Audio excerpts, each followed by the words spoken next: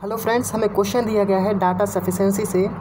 Data sufficiency में पहला question कह रहा है find out the length of train x, यानी ट्रेन की एक्स जो ट्रेन है उसकी लेंथ हमें निकालनी है। ठीक है, तो क्वेश्चन हमारा ट्रेन की लेंथ निकालना है एक्स वाली ट्रेन की। तो यहाँ पर दो ट्रेन है, एक एक्स और एक वाई। ठीक है, स्पीड ऑफ ट्रेन एक्स की जो स्पीड है वो कितनी दी गई है 20 metre per second. Okay, train पहला स्टेटमेंट हमसे कहा जा रहा है train X crosses another train Y.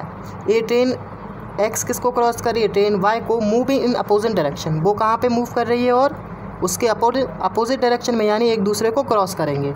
ठीक है, इन 6 सेकेंड। और कितने सेकेंड में क्रॉस करती है, 6 सेकेंड में। जब ट्रेन एक्स ट्रेन वाई को क्रॉस करेगी तो सबसे पहले तो दोनों की लेंथ कवर होगी, एक्स और वाई। और जिस स्पीड से ये दोनों चल रही होंगी, एक्स की स्पीड और वाई की स्पीड, वो स्पीड भी क्या हो जाएंगी, प्लस हो जाएंगी। तो एक्स और वाई की जो स्पीड होगी, एक्स की स्पीड और वाई की स्पीड, वो भी जुड़ जाएंगी। तो जो distance, total distance upon total speed करेंगे तो हमें क्या मिलेगा, टाइम। तो हमें यही टाइम कितना दिया गया है, 6 सेकेंड। ठीक है, आगे वो क्या कह रहा है, तो यहाँ पर ट्रेन एक्स ट्रेन वाई को कर रही है अपोजिट डायरेक्शन में, और एक्स वाली जो ट्रेन की लेंथ है वो कितनी दी गई है, 20। ठीक है, speed of train Y is 50% more than speed of train X. जो ट्रेन एक्स की स्पीड है उससे ट्रेन वाई की स्पीड कितनी ज़्यादा है, 50%। अगर हम कहें ट्रेन एक्स की स्पीड कितनी है, यहाँ पे हम इसको अभी मान लेते हैं ए, क्योंकि एक्स और वाई तो हम यूज़ कर रहे हैं, तो इसकी स्पीड कितनी हो जाएगी, ए। ठीक है, तो y की जो स्पीड होगी वो क्या होगी, 50% मोर देन। तो 50% मोर देन होगा, तो 50% को अगर हम ठीक है, तो a का 50% कितना होगा, 50/a, तो यानी 1/2 a/2। ठीक है, तो मोर देन है तो हमें y की स्पीड में क्या करना होगा, a/2 को जोड़ देंगे, तो y की जो स्पीड आ जाएगी वो आ जाएगी 3a/2। ठीक है, तो यहाँ पर हमें दोनों की स्पीड मिल गई, ट्रेन एक्स की स्पीड a, ट्रेन वाई की स्पीड 3a/2।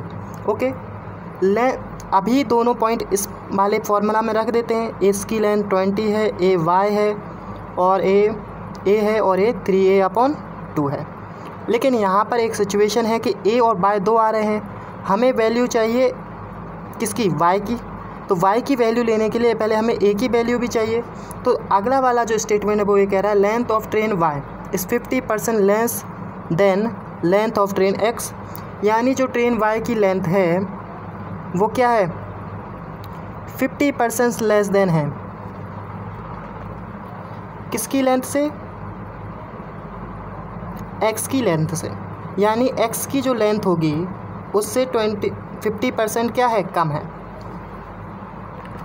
तो हमारे अब सारे पॉइंट क्लियर हो जाएंगे। ठीक है, तो हम यहाँ पे सारी चीज़ें फिर से लिख लेते हैं कि x की जो स्पीड दी गई थी वो कितनी थी, 20 मीटर पर सेकेंड, और y की जो स्पीड थी वो क्या थी, हमने इसको अभी a माना था थोड़ी देर के लिए, तो y की स्पीड 50% मोर देन थी, इसलिए कितनी हो गई थी, 3a/2। तो अगर a की वैल्यू 20 है तो 3a/2 की वैल्यू कितनी हो जाएगी, 3 और 20 मल्टीपल 60, 60 का डिवाइड 20 में 30। ठीक है, लेकिन अगर वो कह रहा है कि जो x की डिस्टेंस है वो क्या है, 50% लेस देन है, y की जो डिस्टेंस है वो x की डिस्टेंस से कितना है, 50% लेस है। तो यानी अगर ये स्मॉल x होगी, ठीक है, तो इसका आधा कितना हो जाएगा, x/2।